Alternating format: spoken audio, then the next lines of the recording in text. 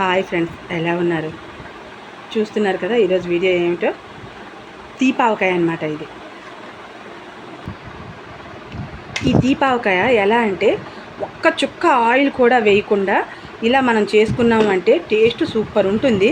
అలానే ఇది 3 years అయినా కూడా మనకి ఏమీ కాకుండా ఇలాగే టేస్ట్లో ఎటువంటి మార్పు రాకుండా, కలర్లో ఎటువంటి మార్పు రాకుండా, మనకి ముక్క మెత్తపడకుండా గట్టిగా తాండ్ర ముక్కలా చాలా టేస్టీగా, ఎలా అంటే మనం పెరుగన్నంతో నంచుకుంటే మళ్ళీ ఇంకో ముక్క వేసుకొని తినాలనిపించేంత టేస్ట్గా అయితే ఉంటుంది. పిల్లలైతే చాలా ఇష్టపడి తింటారు.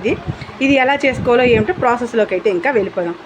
అయితే ఇది ప్రతి సంవత్సరం మనం పట్టుకునేది అయినా ప్రతి సంవత్సరం కూడా ఏ సంవత్సరంకి ఆ సంవత్సరంకే కొత్తగా అనిపిస్తుంది కదా ఆవకాయ అనేది. సో అందుకని చెప్పి ఫస్ట్ అయితే మనం ఎలా చేయాలో ఏమిటో ప్రాసెస్లోకి అయితే ఇంకా వెళ్ళిపోదాం. చూస్తున్నారు కదా, ఇదిగోండి, ఇవి 12 మామిడికాయలు అన్నమాట. ముందైతే బాగా వాష్ చేసుకొని పొడిగొడ్డుతో తుడిచి ఇంకో పొడిగొడ్డు మీద అయితే వేసుకొని ఇలా ఉంచుకున్నాను. ఇదిగోండి, ఇంకా కొన్ని తొడ్డమైంది, ఇంకా మిగతా తొడ్డం వల్ల తీసినాను. అయ్యాక ముందైతే మనకు కావాల్సిన సైజులో ఈ పీసెస్ కింద కట్ చేసుకుని అవేమో నెక్స్ట్ ఏం చేయాలో అప్పుడు చూద్దాం. ఇదిగోండి, ఇలా ముక్కలు కట్ చేసుకున్నాక ఇన్ని ముక్కలు అయితే వచ్చాయి. ఇప్పుడు వీటిని ఒక బౌల్ అయితే తెచ్చుకున్నాం కదా, ఇందులో మొత్తం ముక్కలన్నింటినీ అయితే వేసేద్దాం.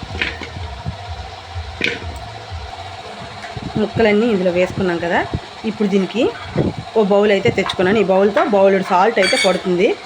దీనికి మనం ఒక్క చుక్క కూడా ఆయిల్ అనేది వేయమన్నమాట. ఎందుకంటే దీనికి ఆయిల్ వేసాము అంటే దీని టేస్ట్ అంతా మారిపోతుంది. ఇది ఇలాగా మనం 4 ఏళ్ళు కాదు 5 ఏళ్ళ నుంచినా కూడా ఏం చెక్కు చెదరదు అనమాట. ఇంత సాల్ట్ అయితే పడుతుంది. అలాగే ఇదే కప్పుతో కారం కూడా మనం 1 కప్పు వేసుకుందాం. అదే బౌల్తో కారం కూడా వేసుకుంటే ఉప్పు కారం అయితే సరిపోతుంది. ఇప్పుడు బెల్లం అయితే ఈ ముక్కలకి 2 కిలోలు బెల్లం పడుతుంది. ముందు బెల్లం గుండగా చితక్కొట్టుకుని ఇందులో కలుపుకుందాం. ఇదిగోండి, ఇలా బెల్లం అయితే చితక్కొట్టుకున్నాను. 2 kgs బెల్లం తెచ్చుకొని ఇలా చితక్కొట్టుకున్నాను. చూడండి, ఇది ఇంకా చితకలేదు. అయితే మనం ఇలా వేసేసినా కరిగిపోదు మొత్తం. అంటే ఇలా మనం కొంచెం కిందకు వచ్చేటట్టు ఇదైతే బెల్లం ముక్క వేసామంటే ఈ సాల్ట్ తగలగానే కరిగిపోతుంది కదా. సో అందుకని చెప్పి మరి ఇంకా నేను కొట్టలేక ఇది ఇలా వేసేస్తున్నాను. ఫస్ట్ అయితే ఇది ముందు కలుపుకుందాం. ఇదిగోండి, ఇలా ముక్కలన్నిటికీ కారం ఉప్పు పట్టేటట్టు కలుపుకున్నాం కదా. ఇప్పుడు ఇంకా ఈ బెల్లం మొత్తాన్ని ఇందులో వేసేద్దాం. అయితే మనకి ఇది పైకి వచ్చేసిందా, మనకి రాత్రిసరికి మొత్తం కిందకి దిగిపోతుంది. దిగిపోయింది అంటే అప్పుడు మనం ఇందులో ఆవపిండి మెంతిపిండి కలిపి తయారు చేసుకొని అయితే వేసుకుందాం. ఇందులో దీనికి దాదాపుగా ఒక 100 గ్రాముల వరకు ఆవాలు పడుతుంది, ఆవపిండి పడుతుంది. అయితే మనం ఒక్క చుక్క కూడా ఆయిల్ అనేది వేయట్లేదు కాబట్టి ఆవాలు వేసినా మనకి ఆవపిండి మనకి 3/4 kg కన్నా, అదే 100 గ్రాముల కన్నా ఎక్కువైతే వేయకూడదు. ఎక్కువ వేసాము అంటే మనకి మరి చిన్న చేదు వచ్చేస్తుంది.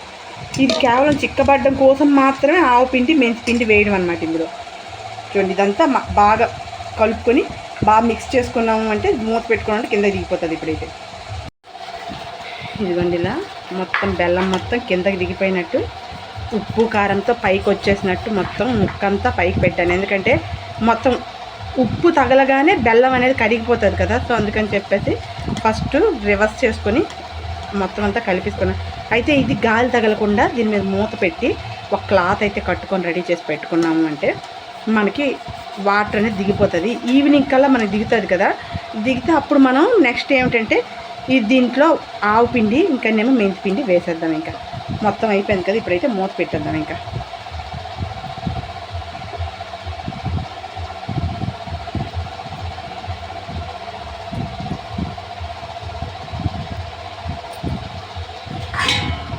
సరిగ్గా పట్టిన మూత అయితే పెట్టుకుని ఇప్పుడు దీనికి ఇంకా మనం క్లాత్ అయితే కట్టేద్దాం. ఇలాగ క్లాత్ అయితే కట్టేసాం కదా. ఇప్పుడు ఇది ఇంకలాగని ఓ ప్లేస్లో ఉంచుకున్నాము అంటే ఈవినింగ్ కల్లా మనకి ఇది వాటర్ కాస్త దిగుతుంది కదా. అప్పుడు మనం ఇందులో ఆవపిండి అయితే కలుపుకుందాం. ఆవపిండి మెంతిపిండి మనం దీనికి కట్టిన క్లాత్ అయితే ఓపెన్ చేసి చూడండి, మొత్తం చూస్తున్నారు కదా ఎంత బాగా బెల్లం అంతా కరిగిపోయింది. అయితే ఇప్పుడు ఇదిగోండి, ఇంత ఆవపిండి అంటే 1 కప్పు, అంటే ఇది వెయిట్ వైజ్ చూసుకుంటే 100 grams ఆవపిండి అనమాట.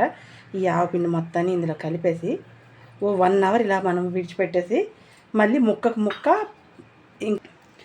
జ్యూసుకు జ్యూసు మనం దేనికి సపరేట్గా ఎండబెట్టుకున్నాము అంటే మనకి ఇది చిక్కబడిపోతుంది. పూర్తిగా చిక్కబడేంతవరకు ముక్కకి ఆ జ్యూస్ అనేది మనకి అంటుకునేంత వరకు ఇది మనం ఎండబెట్టుకోవాలంటే నాకు తెలిసి మంచి ఎర్రని ఎండ అయితే 3 days పడుతుంది. లేదు చిన్న ఇటువంటి ఎండ అయితే మాత్రం ఒక 5 days ఇలా పడుతుందన్నమాట. ఇది పూర్తిగా దేనికి అది ఎండబెట్టాక మనకి ముక్క గట్టిగా మనకి ఎన్ని రోజులైనా చెడకుండా ఉంటుంది అనమాట. 3 years అయినా ఇలానే ఉంటుంది. ఇది ఇంకొక హాఫ్ అన్ అవర్ కానీ 1 hour కానీ ఇలా నాననిద్దాం. ఇంకా ఆఫ్ చేస్తాం. ఇప్పుడు ఇంకా మొత్తం మనం ఈ ఆవకాయ ముక్కలన్నీ ఒక దగ్గర, ఈ వాటర్ అంతా ఒక దగ్గర వేసేసుకుంటే ఇది ఇంకా ఎండబెట్టుకున్నామంటే మంచి ఎర్రని ఎండలో ఎండబెట్టుకుంటే మనకి ఇంకని ఎంత పలచగా అయిపోయింది. మనం ఎంత పెద్ద బెల్లం అయితే వేసాం కదా, ఆ బెల్లం అంతా కరిగిపోయి మొత్తం పలచగా వాటర్లా దిగిపోయింది. ఇప్పుడు ఇదంతా ఇవ్వండి ఇలా ప్లేట్లోకి అయితే వేసేస్తున్నాను. ఇవ్వండి ఇలా 3 ప్లేట్లలోకి అయితే వేసుకున్నాం కదా. ఇప్పుడు ఈ జ్యూస్ కూడా చూస్తున్నారు కదా, పెద్ద ప్లేట్లోకి అయితే వేసేసాను. అలాగే ఇందులో కాస్త అయితే ఉంచేసాను. ఇది ఇలా తీసుకెళ్ళి ఎండలో పెట్టుకున్నామంటే ఎర్రని ఎండ దీనికి ఒక 3 days కానీ తగిలింది అంటే మనకి ఇంకా దగ్గరగా పెడుతుంది. ఇది ఈరోజు చూపిస్తున్నాను కదా, రేపటికి ఎలా అయిందో, సాయంకాలంకి ఎలా అవుతుందో, మళ్ళీ రేపు సాయంకాలంకి ఎలా అవుతుందో మళ్ళీ చూసుకుందాం. మళ్ళీ నేనైతే పూర్తిగా ఒక రోజంతా ఎండబెట్టి తీసిన తర్వాత చూస్తున్నారు కదా, మొత్తం జ్యూస్ అంతా దగ్గర పడిపోయింది. అంత పల్చటి జ్యూస్ కూడా దగ్గరగా అయిపోయింది. ఇగోండి ముక్క అంతా ఇలా వచ్చింది. ఇలా 3-4 ప్లేట్లు అయితే మనం వేసుకున్నాం కదా, ఇగోండి ఇలా ప్లేట్లన్నీ ఖాళీ చేసేసి ఒక దగ్గర వేసేసాను ముక్కలన్నీ. అయితే ఇప్పుడు మళ్ళీ ఈ ముక్క అంతా మళ్ళీ ఆ జ్యూస్లో అయితే మనం వేసేసుకుందాం. చూస్తున్నారు కదా, ఇది ఇంకో రోజు మనం ఇలాగా ఎండబెట్టుకున్నామంటే అయితే రేపు మనం ముక్క ఈ జ్యూస్ వేరే కాకుండా ముక్క జ్యూస్ కలిపి ఎండబెట్టామంటే మనకి మొత్తం ముక్కకి జ్యూస్ బాగా పట్టేసి దగ్గరగా అయిపోతుంది. అప్పుడు మనం ఇంకా ఎత్తిపెట్టి ఉంచేసుకోవచ్చు.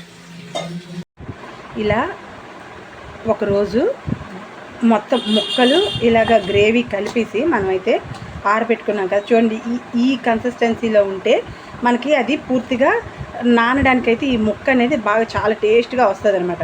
మనకు కావాలంటే ఇంకో రోజు ఎండబెట్టుకున్నాము అంటే ఇంకా దగ్గరగా అయిపోతుంది. కానీ నేను ఇలానే ఉంచేస్తాను, ఎందుకంటే ఈ జ్యూస్ అనేది తినడానికి టేస్ట్ చాలా బాగా వస్తుంది అనమాట. అందుకనేసి ఇలానే ఉంచేస్తే బాగా మంచి టేస్ట్ దీనిగా యూజ్ అవుతుంది. ఇది అయితే పెరుగన్నంతో ఈ ఆవకాయ అయితే సూపర్లా ఉంటుందంట.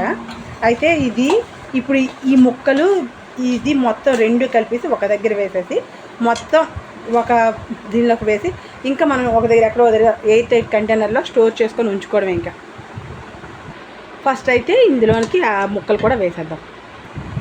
ఇదిగోండి మొత్తం ఇలా వేసేసాక ఇంకా ఇది మనం ఒక 8 కంటైనర్లోకి అయితే వేసుకొని ఉంచుకోవడమే. ఇంకా ఇది స్టోర్ చేసుకోవడమే, జాడీలోని కానీ లేకపోతే ఏదైనా మంచి ప్లాస్టిక్ డబ్బాలో కానీ దేనిలోనైనా వేసుకొని ఉంచుకుంటే ఇంకా ఇది మనకి 3 ఏళ్ళైనా కూడా చెక్కు చెదరకుండా ఇలానే ఉంటుంది అనమాట.